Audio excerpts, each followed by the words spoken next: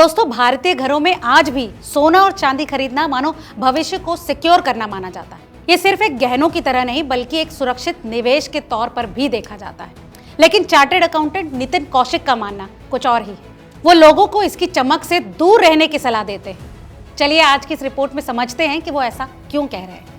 नमस्कार, आप देख रहे हैं रिपोर्टर जी और मैं हूं आपकी भरोसेमंद होस्ट लता सिंह। दोस्तों, चार्टर्ड अकाउंटेंट नितिन कौशिक का कहना है कि सोना सुरक्षित तो लगता है क्योंकि आप इसे छू सकते हैं, लेकिन ज्यादातर लोगों के लिए फिजिकल गोल्ड कोई निवेश नहीं।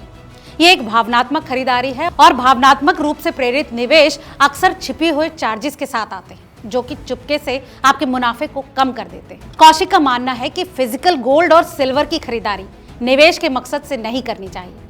आज स्मार्ट तरीका है डिजिटल इन्वेस्टमेंट का।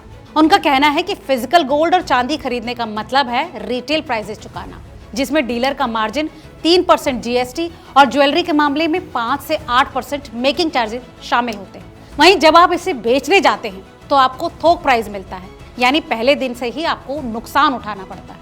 अपनी इस बात को कौशिक एक उदाहरण के जरिए समझाते हैं। अगर आप 1.22 लाख रुपए प्रति 10 ग्राम के हिसाब से सोना खरीदते हैं और अगले ही दिन इसे बेचने जाते हैं तो ये 1.18 लाख रुपए का पड़ेगा।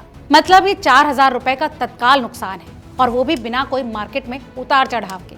वहीं इसके विपरीत डिजिटल गोल्ड, सिल्वर ETF और म्यूचुअल फंड पर चार्जेस बहुत कम होते हैं, आमतौर पर 0.5 रुपए से 2 रुपए प्रति ग्राम। इसके साथ ही इस पर किसी तरह की कोई मेकिंग चार्जेस भी नहीं लगती और ये बेहद आसानी से आपको लिक्विडिटी ऑफर करते हैं। निवेशकों को एक छोटा सा सालाना मैनेजमेंट चार्ज देना होता है, लेकिन कुल मिलाकर लागत भौतिक खरीद और बिक्री की तुलना में बहुत कम होती है।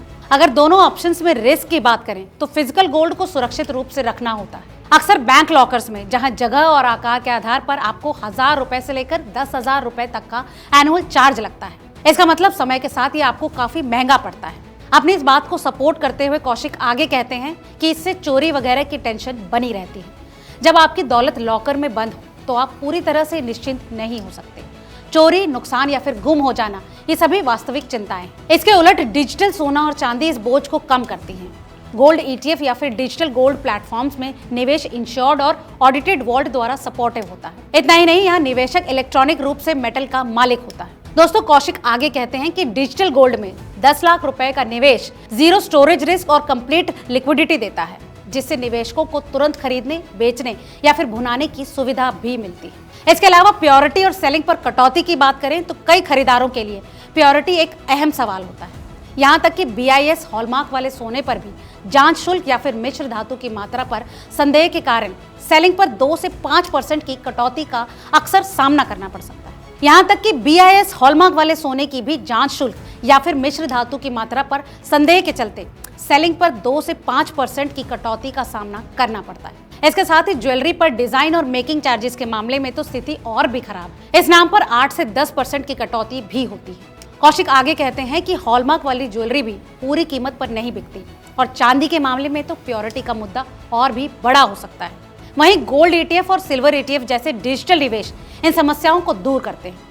ये 99.5% या फिर उससे भी ज्यादा शुद्धता वाले सोने द्वारा पूरी तरह से समर्थित होते हैं। इसके साथ ही सेबी की तरफ से अप्रूव होते हैं, जिससे प्योरिटी की गारंटी, प्राइसेस की पारदर्शिता और भौतिक सत्यापन यानी कि सर्टिफिकेशन की परेशानियों के बिना ही तत्काल लेन देन सुनिश्चित होता है। दोस्तों, आप इनकी बात से कितने सहमत हैं हमें कमेंट करके जरूर बताएं। और हाँ, अगर अभी तक आपने चैनल को सब्सक्राइब नहीं किया है तो रियल एस्टेट और सोने से जुड़ी ऐसी तमाम और खबरों के लिए रिपोर्टर जी चैनल को तुरंत सब्सक्राइब करें।